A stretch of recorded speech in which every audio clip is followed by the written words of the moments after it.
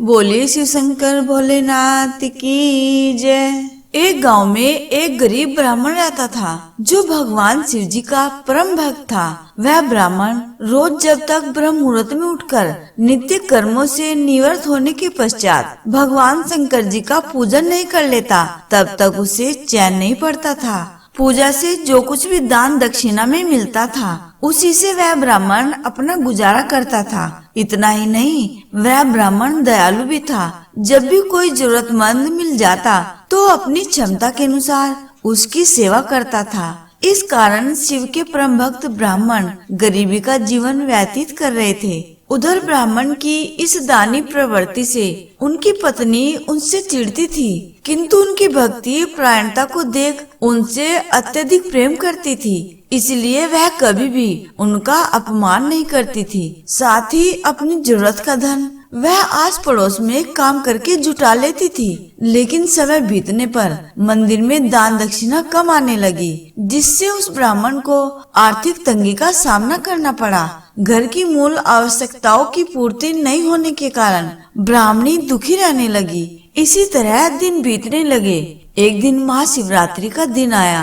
उस दिन भी ब्राह्मण हमेशा की तरह ब्रह्म मुहूर्त में उठकर नित्य कर्मों से निवृत्त होने के लिए नदी की ओर चल दिए। सौभाग्यवश उसी समय उस रास्ते से माता पार्वती और शिवजी कहीं जा रहे थे। तभी अचानक से माता पार्वती की नजर ब्राह्मण पर पड़ी। आज ब्राह्मण महाशिवरात्रि को लेकर उतने उत्साहित नहीं थे जितने कि अक्सर हुआ करते थे।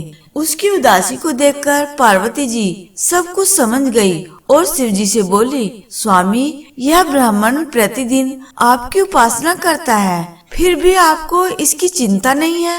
माता पार्वती की बात सुनकर शिव जी मुस्कुराए और बोले, हे देवी, अपने भक्तों की चिंता मैं नहीं करूँगा तो कौन करेगा। जिस पर माता ने शिव जी से कहा, पर स्वामी, आपने अब तक उसकी सहायता क्यों नहीं की। यह सुन भगवान शिव ने कहा, हे देवी, आप निश्चिंत रहिए। अब तक उसने जितने बिलपत्र शिवलिंग पर चढ़ाए हैं, वही बिलपत्र आज रात्रि में उसे धनवान बना देंगे।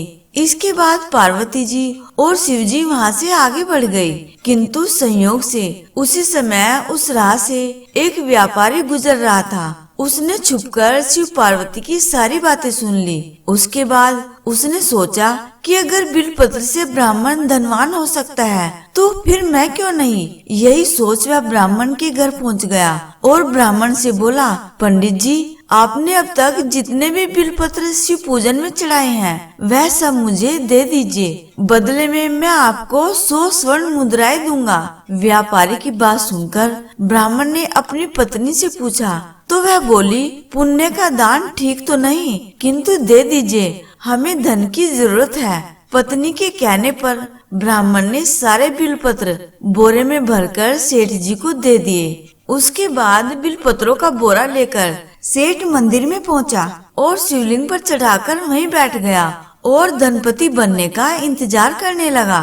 इंतजार करते करते सेठ जी को आधी रात हो गई। सेठ जी चमत्कार देखने के लिए बहुत उतावले हो रहे थे। आखिर तीसरा पहर गुजरने के बाद सेठ जी के सब्र का बांध टूट गया और क्रोध में आकर सेठ जी शिवलिंग को झंझोड़ने लगे। तब एक चमत्कार हुआ। सेठ जी के हाथ शिवलिंग से ही चिपक गए। उन्होंने बहुत प्रयास किया, किंतु हाथ हिले तक नहीं। थक हार कर सेठ जी शिव जी से क्षमा याचना करने लगे। तब भगवान शिव ने सेठ से कहा, लोभी सेठ, जिस ब्राह्मण से तूने ये बिलपत्र खरीदे हैं, उसे 1000 स्वर्ण मुद्राएं दोगे तभी तेरे हाथ खुलेंगे। प्रातःकाल जब ब्राह्मण पूजन के लिए आए तो देखा कि सेठ का हाथ शिवलिंग से चिपका हुआ है और वो रो रहा है। उन्होंने पूछा तो सेठ बोला, पंडित जी, शीघ्रता से मेरे बेटे को 1000 स्वर्ण मुद्राएं लेकर मंदिर में आने को कहिए। ब्राह्मण ने सेठ के बेटे को बुलाया और सेठ ने वह स्वर्ण मुद्राएं ब्राह्मण को दे दी, जिसके बाद वह मुक्त हो गया। अब पार्वती जी शिव जी से पूछती हैं, हे नाथ, आपने अब तक अपने भक्त को कोई धन नहीं दिया। शिव जी बोले, हे देवी, मेरे पास कहाँ धन है जो दूंगा।